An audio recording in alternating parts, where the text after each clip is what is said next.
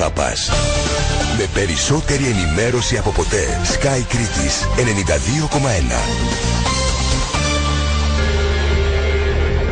Και τώρα οι απαντήσεις των σημερινών θεμάτων των πανελλαδικών εξετάσεων από τους καθηγητές του Φροντιστηρίου Πολύτροπο.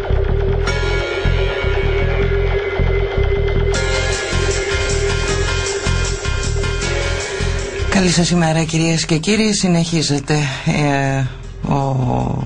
ο αγώνας των υποψηφίων των πανελλαδικών εξετάσεων. Πάμε αμέσως στην τηλεφωνική γραμμή. Έχουμε αρκετά μαθήματα σήμερα. Η κυρία Ζωή Παπαδάκη από το Φροντιστήριο Πολύτροπο. Καλή σας ημέρα. Καλημέρα σας κυρία Τσάκα.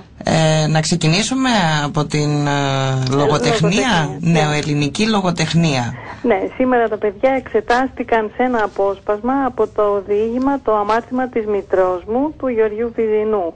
Πρόκειται για ένα διήγημα από τα σημαντικότερα της ελληνικής λογοτεχνίας. Το οποίο, επειδή έχω φέτος και μια σχέση, όπως έχετε καταλάβει, με τις πανελλαδικές. Όλοι μας. Μια ιδιαίτερη φέτος, είναι η χρονιά μας. Νομίζω ότι ήταν από τα θέματα και Βυζινός γενικά, έτσι, που ήταν στην ύλη των παιδιών. Ναι, είναι, γιατί είναι συγκεκριμένα τα κείμενα, είναι γνωστά, προετοιμάζονται τα παιδιά σε αυτά. Απλά σε αντίθεση με τα αρχαία που λέγαμε προχθές, αυτό το κείμενο το βλέπαμε μόνο στις επαναληπτικές εξετάσεις. Από το 2006 μέχρι και πέρυσι δεν το είχαμε δει στον ημερησίων λυκείων. Είναι πεζό κείμενο και ως πεζό έχει κάποιες ευκολίες, ας το πούμε έτσι, σε σχέση με τα ποιητικά κείμενα που εξετάζονταν προηγούμενες χρονιές. Συγκεκριμένα ζητήθηκε από τους υποψηφίους να βρουν παραδείγματα της θεατρικότητας του κειμένου. Είναι ένα κείμενο που έχει δραματοποιηθεί πολλές φορές στο ελληνικό θέατρο. Επίσης να μιλήσουν για τη γλώσσα του. Ο Βυζινός είναι υπέρμαχος της δημοτικής ή μετριοπαθής καθαρεβουσιάνος. Είναι ένας από τους συγγραφείς οι οποίοι εδραιώνουν τη δημοτική γλώσσα στα έργα τους, οπότε τα παιδιά έπρεπε να το γνωρίζουν αυτό και να το εξηγήσουν.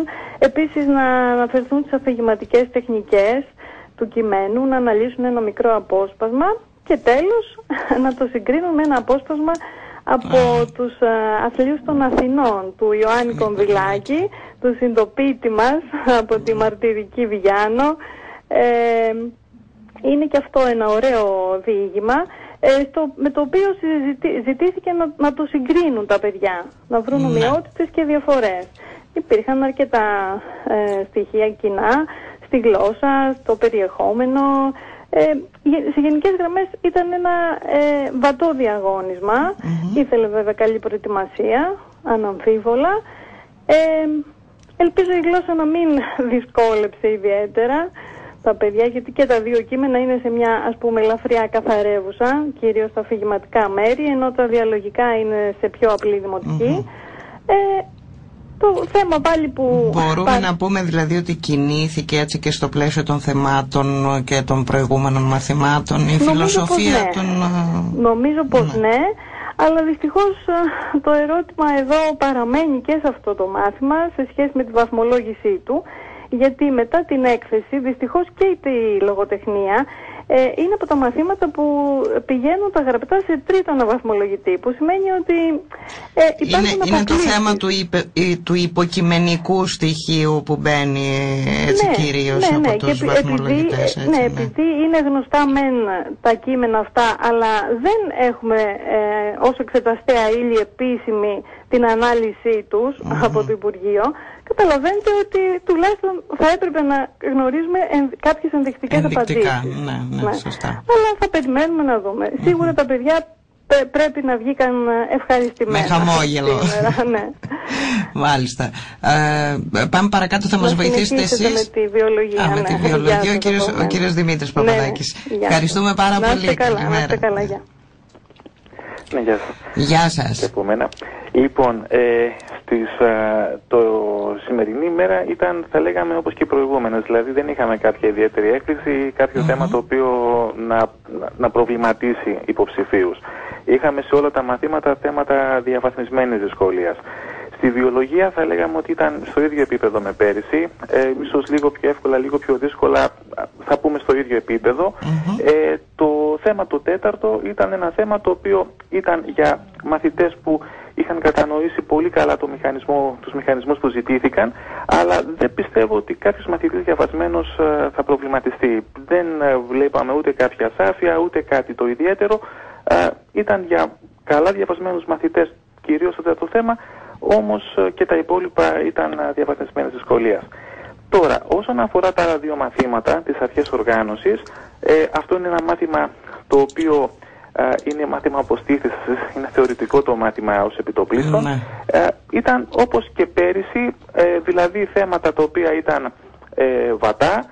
Μάλιστα φέτος ήταν και πάρα πολύ καλά διατυπωμένα. Πέρυσι με μια διατύπωση υπήρξε, ας το πούμε, μια ανησυχία, αλλά φέτος ήταν πολύ ξεκάθαρα ως προς το τι ζητούσαν, και ένας μαθητής που είχε διαβάσει δεν θα πρέπει να δυσκολεύτηκε στο να καταλάβει τι του ζητάνε και πού μέσα στο σχολικό βιβλίο θα πρέπει να βρει και να γράψει την απάντηση. Έτσι όπως τα λέμε τώρα όλες αυτές τις μέρες, έχω την εντύπωση ότι πλέον το θέμα μας συζήτησης θα είναι η άνοδος των βάσεων. Ναι, όπως φαίνεται, φαίνεται θα υπάρξει πιθανώς μία άνοδος των βάσεων, αλλού περισσότερο, αλλού λιγότερο, διότι τα θέματα σε σχέση με τα περσινά προφανώς είναι πιο προσγειωμένα. Είναι διαβαθμισμένα, δεν θα πούμε ότι είναι εύκολα, σίγουρα όμως είναι ευκολότερα και ειδικά στον τομέα της τεχνολογικής κατεύθυνσης, επειδή τα μαθηματικά που έχουν ένα αυξημένο συντελεστή βαρύτητας για τα μόρια, τα θέματα ήταν σαφώς ευκολότερα σε σχέση με πέρυσι. Βέβαια, επειδή φέτος δεν υπάρχουν οι ειδικές κατηγορίες πολυτέκνων, τριτέκνων, μουσουλμάνων κλπ. Εκεί τώρα δεν γνωρίζουμε αυτό πώς θα επηρεάσει, αλλά σίγουρα οι βάσεις λογικά θα πρέπει να ανέβουν. Να πω τέλος ένα σχόλιο για τη βιοχημία επίσης και χημεία, που ήταν το τελευταίο μάθημα σήμερα, ότι και εδώ πάλι είμαστε στο ίδιο στυλ με πέρυσι. Διαβαθμισμένη δυσκολία, χωρίς κάτι το οποίο να πρέπει να παραξενέψει κάποιο μαθητή ο οποίος είναι καλά διαβασμένος.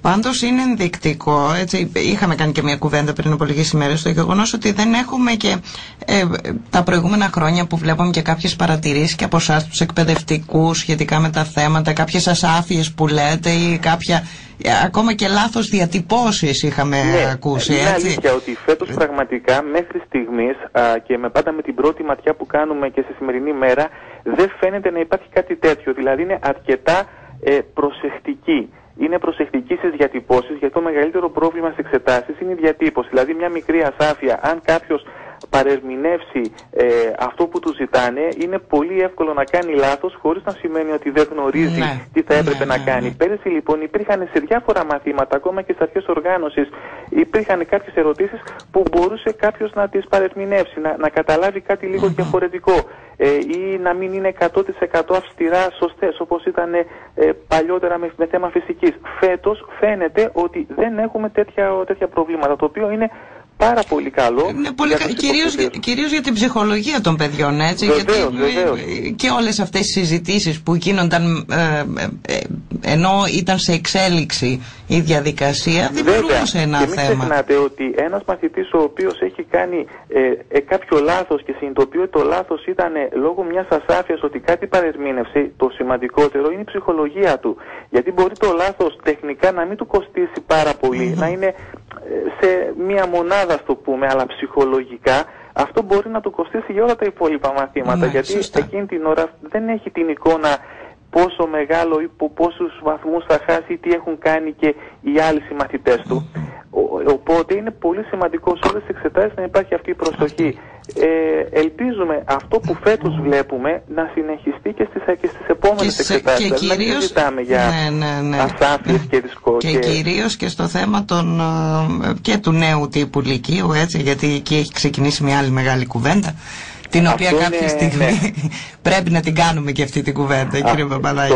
Στο νέο λύκειο πιστεύω ότι το θετικό του είναι ότι τα παιδιά θα έρθουν σε μια επαφή με αυτό το απρόσωπο κάπως νωρίτερα. Από την άλλη όμως βγαίνουν πολλές αδυναμίες του Λυκείου στην επιφάνεια νωρίτερα, θα έλεγα, γιατί μέχρι τώρα με το παλιό σύστημα ας το πούμε ότι το όποιος προβληματισμός εμφανιζόταν στη γάμα Λυκείου στις πανελλαδικές, τότε συνειδητοποιούσαμε τα προβλήματα. Τώρα αυτά βγαίνουν, που τα είχαμε κρυμμένα κάτω από το χαλί, βγαίνουν στην επιφάνεια πολύ νωρίτερα, και πιστεύω ότι θα υπάρξουν ή και πρέπει να υπάρξουν αρκετές αλλαγές ώστε το νέο σύστημα να είναι πιο δίκαιο. Γιατί σε πολλά μαθήματα υπάρχει πολύ μεγάλη ύλη και θα πρέπει ίσως θα βοηθήσει και από την κατεύθυνση ότι αφού αποκαλύπτονται, όπως λέτε, και αυτές οι αδυναμίες, έτσι κάποιος να κάνει κάτι και για αυτά. Κάποιος πραγματικά πρέπει να κάνει κάτι και να διορθώσει κάποια θέματα. Σίγουρα ένα σύστημα θέλει το χρόνο του για να οριμάσει, αυτό είναι αλήθεια. Σίγουρα οι μαθητές των πρώτων 2 ετών είναι κάπως πειραματόζωα. Αυτό δυστυχώς σε κάθε σύστημα συμβαίνει. Είμαστε και Έλληνες, είμαστε και λίγο ανοργάνωτοι. Ελπίζω να υπάρξουν οι σωστές και απαραίτητες διορθώσεις από πλευράς Υπουργείου. Κύριε Παπαδάκη, θα τα πούμε και πάλι την Παρασκευή. Σας ευχαριστούμε πάρα πολύ. Καλή σας ημέρα. Γεια σας.